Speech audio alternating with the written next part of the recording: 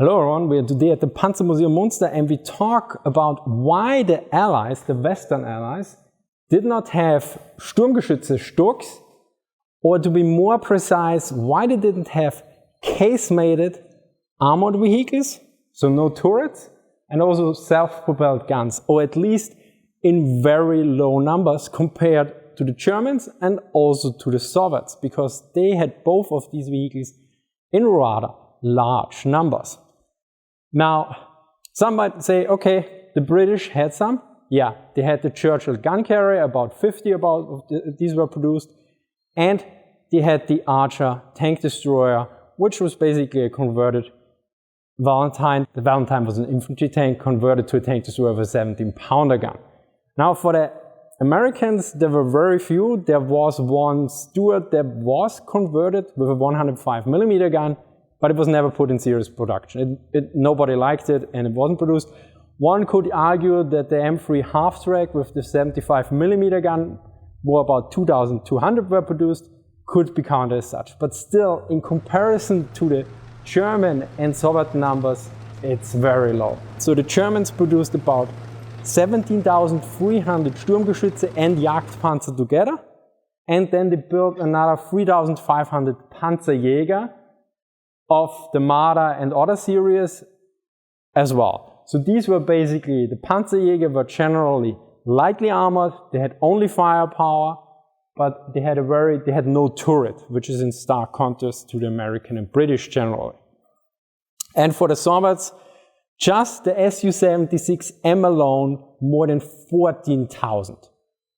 So for the Western Allied, we talk about in the few thousand max. For the Soviets and the Germans, we talk about the 10,000s of these vehicles. Now, one important point I forgot, we don't talk about self-propelled artillery in this case. So Hummel, Priest, they are not counted here. We're talking mostly about what is direct fire. Of course, with the Su-76, it's a bit in between, because the Soviets used multi-purpose guns. They used them for direct and indirect fire. At the same time, the Soviets used a lot of stuff in indirect fire, and you can use weapons generally, nearly every weapon in indirect fire. Maybe swords is a bit of a problem, but let's say they were not intended as long-range artillery like the Hummel or Priest in that sense, the Su-76. And I also don't count unicorns here. So the British Tortoise or the American T-28, these things that were never produced in series and never saw action, no, I don't count them. Unicorns, I generally don't care about unicorns. I also don't care mostly for unicorn divisions, by the way, as most of you might know. So the question is now, why? Now at first I thought it was just money, but actually there's more to this. And currently we have 15% off on all our books, so get them at militaryhistorygroup.com. So before we discuss the various factors that I think are most important here, we need to discuss the benefits and the drawbacks of self-propelled guns or casemated self-propelled guns. For particularly, let's look at the Sturmgeschütze. Now let's start with the drawbacks. One major drawback is they have no turret. So they are more prone to being flanked. And also, if you're in combat and you need to turn further, you can do this, but basically the driver and the gunner and commander have to work in concert. And also, if you turn such a vehicle, it shakes up a lot. So your gun adjustment and everything is way out of balance. This is not the case with a turret. Guderian particularly mentioned that the Panzer IV is better than the Sturmgeschütze III, although this was also to a certain degree because he could not get hold of the Sturm artillery. So there's also some, you could say, kind of inter-service rivalry going on, although more inter-arms rivalry in that case. Now there's one interesting tidbit I found in the archives. There's so Speer in late war talked with several tank officers and they made a very interesting remark. They said, you know, converting the Panzer IV to a Sturmgeschütze is fine, but don't do this with the Panther and the Tigers. So avoid the Jagdpanther and the Jagdtiger ideally. We just want the regular tanks with the turret. And they specifically mention why, because when they are fighting multiple opponents, the turret is essential. And for that, they wanted a turret for the big, strong tanks that were well armored already, which seems to implicate that the armor was well enough. Now, another drawback is, which is less of an issue in the Second World War, that firing during movement is completely out of question with a Sturmgeschütze for the most part. And if you look at post-war, so after the Second World War, there were only a handful of vehicles that had not a turret. So there is the ASU series from the Soviets, 57, 76, and 85, but those were for airborne troops, so these generally are not regular tanked vehicles in overall. And then there was, of course, the famous Swedish S-tank, and also the Kanonenjagdpanzer. But besides that, not much else. So now we look at the benefits of such vehicles. So one thing is, at least for the Sturmgeschütze, not so for the Panzerjaeger, is you have generally a lower silhouette. So you're less likely visible, also you're a smaller target. Then you're not limited by the turret ring. So the turret ring, for a bigger gun you need a bigger turret, for that you need a bigger turret ring. Now there are certain limitations on a tank chassis on how much you can put in. This is less of an issue if you have no turret. Then you can generally mount at least one step up bigger gun into it. For the Soviets, you have the T-34 76mm gun, the early one, Su-85, you have an 85mm. Okay, then you see T-34 85, you have an 85mm gun because you have a new turret, but you also have the Su-100, which is 100mm gun. So generally you don't have to take into account this. The other thing is, these vehicles are generally cheaper as well. So you have a turret, you have less movable parts and other elements, why you spend less. You also need less steel. And when you compare the StuG III with the Panzer IV. Now particularly for the Germans, they were also better armored, but this is something we will discuss later in more detail, because that is a bit more complicated if we compare it to other forces. Another interesting issue is they could be produced generally faster, not also because they were cheaper, but to be put into action from the design to the battlefield as well. To quote, "On the other hand, the installation of guns in turretless tanks is not restricted by the diameter of the turret ring, which makes it possible to mount larger guns in them than in turreted tanks of the same size. This advantage was exploited many times during the Second World War, when the need was perceived in Germany and in the Soviet Union to mount larger guns quickly in existing vehicles." And this brings us to the first point, urgency. If you need to field a vehicle with more firepower as soon as possible. To give one example, the Panzerjaeger I, which was a 74mm gun mounted on a Panzer I chassis. The order was given in February 1940, and by May 1940 around 100 were ready for the Battle of France. The next is the Marder series, and here we have one example, although this is a late war variant. In December 1941, the order was given to put on captured Soviet 76mm guns on Panzer II and Panzer-Sfl.Ic chassis, and for the summer offensive, Case Blue, in summer 1942, these vehicles were ready. Now keep in mind, Panzerjaegers are weakly armored and they were not particularly liked. To quote, "The troops clearly preferred the assault guns to the tank destroyers, however. As long as the latter did not have an enclosed fighting compartment, they always remained a makeshift solution. In a report of the Tank Destroyer Battalion of the 6th Panzer Division dated February 3, 1943, states that the disadvantages of the Marder were their high silhouette, which made them widely recognizable as targets. They are compared to the Soviet tanks' inferior cross-country mobility and their weak armor." Now if we look at the Soviet side, the Su-85, the Su-100 and the ISU-122 were in clear response to the Tiger and Panther tanks. Now, if you look for the Western Allies, they generally have less of an urgency to convert such vehicles as well because, well, they have the channel. They are not directly threatened by the enemy as much as the Soviets or Germans are because, well, there's a land bridge, you could say, or there's land between them. So they're always more directly involved than the Western Allies that basically always have a sea that protects them first. So everything can be delayed, and it's also, at least why I think, that you see a more strategic thought going on the British and American side in many aspects, and also logistics. Now the next factor is money, and it might be the most important one, although it's a bit hard to determine. So money basically in war comes down to production capability unless you're supplied by a foreign nation or somebody with a lot of production capabilities and you only have to pay money. But else it's production capability. Let's look at some numbers here. The StuG III here could be produced for $33,000. Meanwhile, the Panzer III, which is based on, cost $41,000. So about 20% cheaper, and you get a bigger gun and more armor. In comparison, the StuG III to the Panzer IV. The Panzer IV cost $46,800. So the StuG is actually 29% cheaper, and you have the same firepower because it was basically the same gun.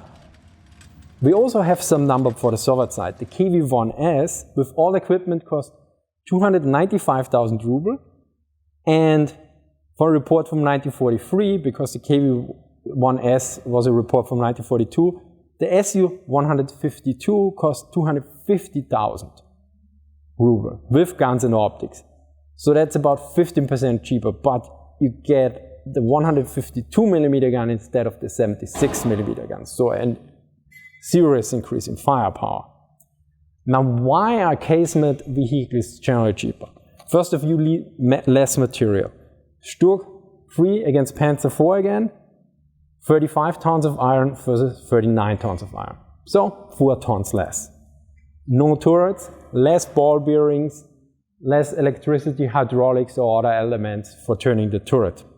And then there's also the factor that they're indirectly cheaper, because often they used outdated vehicles. So for instance, the Su-76M was put on the T-70 chassis. Or you have like the Hetzer you put on the Panzer-Sfl.Ic chassis, or like here with the Panzer III. But there's another factor when it comes to cost, namely production capability. What I'm talking about here, I'm talking about factories. To quote, in order to compensate for the losses in the assault gun production caused by Allied bombings raid at the end of 1943, the Bohemian Moravian machine factory in Prague was intended to be used. However, since the factory was too small to produce the 24-ton assault guns, the company designed its own small tank destroyer. This was based on the chassis of the decommissioned Panzer-Sfl.Ic. What tank destroyer are we talking about? The Panzerjaeger 38, better known as the Hetzer. And this is also the issue. Money is also the issue why the Panzerjaeger stayed in production. The Wehrmacht continued to rely on introducing tank destroyers with open superstructures into service. On the one hand, this was due to the fact that the production numbers of assault guns were far from sufficient to meet the ever-increasing needs of the troops. On the other hand, open self-propelled guns offered the possibility of quickly making new, even heavier anti-tank weapons capable of off-road use before corresponding assault guns were available, which took longer to develop. So again, it's cheaper, but it can also be put onto the field faster, which was the previous factor we talked about. Now, besides the economic factors, we know the Western Allies had more production capabilities in overall, specifically the United States, but we can look at specific designs of weapon systems to see actually this directly evolving. So if we look at self-propelled artillery now, if we look at the M7 Priest, it's based on the M3 Lee chassis, but basically then converted to the Sherman chassis. So a mid-war medium tank chassis. Basically the same gun or the equivalent vehicle in the German army is the Wespe, and it's based on a Panzer II chassis, a pre-war light tank. As you can see already, okay, the Americans basically can afford, okay, we can put this on a medium tank chassis. So the next example is for the British. They built 500 Chevalier tanks and 1,800 Centaur tanks. These are basically Cromwell tanks with certain differences. Particularly for the Centaur, the difference was only the engine. You had the Liberty engine in the Centaur, and in the Cromwell you had the stronger Meteor engine. So what happened to these 2,300 tanks? They were not deployed on the front lines. The Germans basically threw every armored vehicle at the front line they could. Now you could argue, well, the British were winning. Well, so were the Soviets. Still, in 1944 on the Leningrad front, they used T-26 tanks. Now, if you don't know what a T-26 tank is, that was already in combat in 1941, and it was basically destroyed by the Germans back then with ease. This was a pre-war tank. It was not particularly good, but the Soviets still used it in 1944. Of course, you might also regard, maybe they didn't regard the troops as well as the British, for instance, but still, the British had perfectly fine tanks which they didn't deploy because apparently they had enough. They could afford this. And this is in stark contrast to the German side. This is also rather another point where you can see that money and production capability was an important factor in this whole issue. Now, I had a similar discussion a while ago with Max on a live stream, and there I already noted that I think that one of the main reasons for the non-turreted tank destroyers on the German side was money. And Chifton actually made a comment on this live stream, and he states, Bernard is also correct that the Germans would have built turrets if they could have. Witness, for example, the 3.7 cm Pz.Sfl.Ic L70 of 1936, a turreted fast tank destroyer prototype, or the Panzer Pz.Sfl.Ic II of 1941, another such prototype which saw field trials in North Africa long before the first US turreted tank destroyers were built. One can make an argument also for the 8.8 cm Flak 18 Pz.Sfl.Ic of 12-tonnen Zugkraftwagen, which had a full 360-degree but was intended mainly as a bunker buster. Now the final factor, I think, is doctrine/leadership preference, which can become the same to a certain degree if we look here particularly at the Germans, the US and the Soviets. We see some differences. The Germans generally went with their vehicles for more firepower and more armor, their Casemate vehicles. The Soviets generally went just for more firepower. Now, if we look at US tank destroyer doctrine, it mainly focuses on firepower and mobility. So we see some differences here. And this is why, for instance, Steven Zaloga noted when I asked him, what is your opinion on this? And he noted, yeah, the US tank destroyer focuses on firepower and mobility. So there was no need to build something like a Jagdpanzer IV, which had a long gun and a heavy frontal armor. They just needed the gun and they wanted something fast. And if you're fast, you also want, ideally, a turret.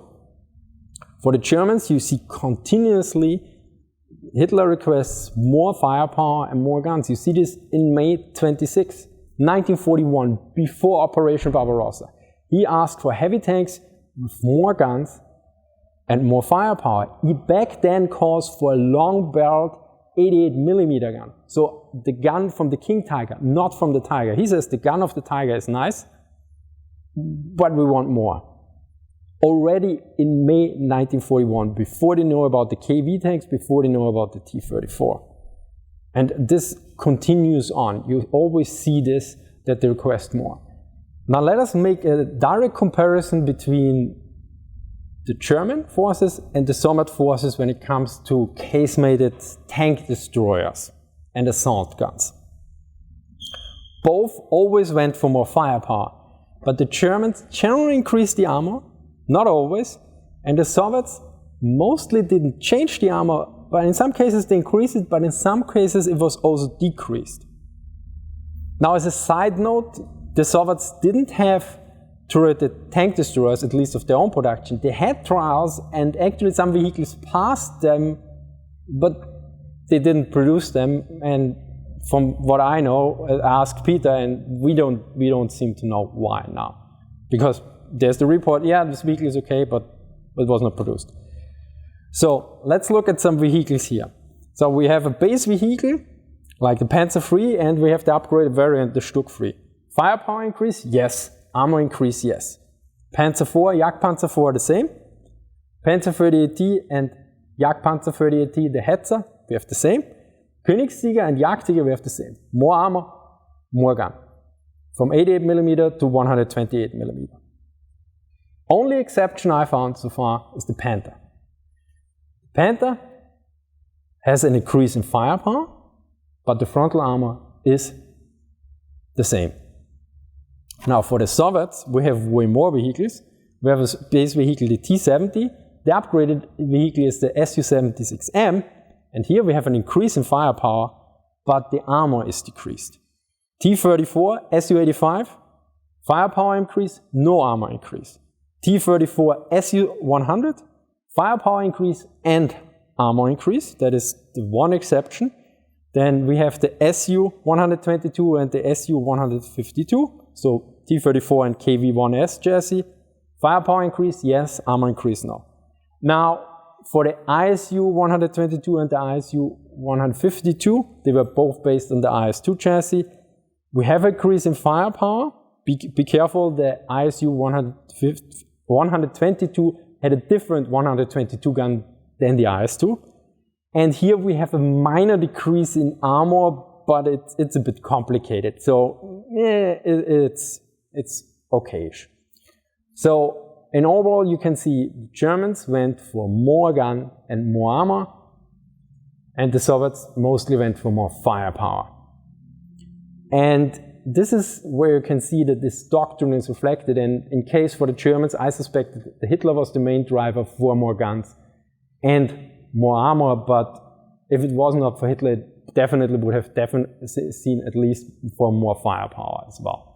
So that we can see on all sides. We see it on the US, on the American, and on the Soviet side. Now, about doctrine, we also need shortly talk about assault guns. But some people might suggest that the Allies didn't have assault guns at all because they didn't have a StuG. This is wrong. They used tanks in an assault gun role, basically. For the Americans particularly, you have the Sherman 105 with the 105mm gun. And before that, you have the M8 Scott, which is basically a Stuart upgraded with a bigger gun, with a small howitzer.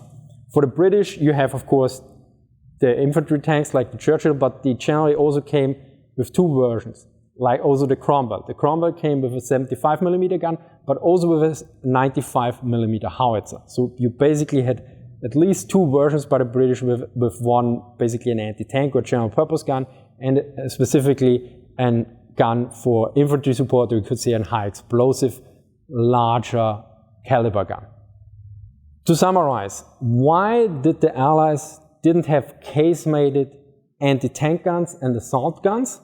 I think three factors are important here. Money, the urgency, basically to field vehicles with more firepower as fast as possible. This was particularly an issue for the Soviets and the Germans because they were more threatened by each other.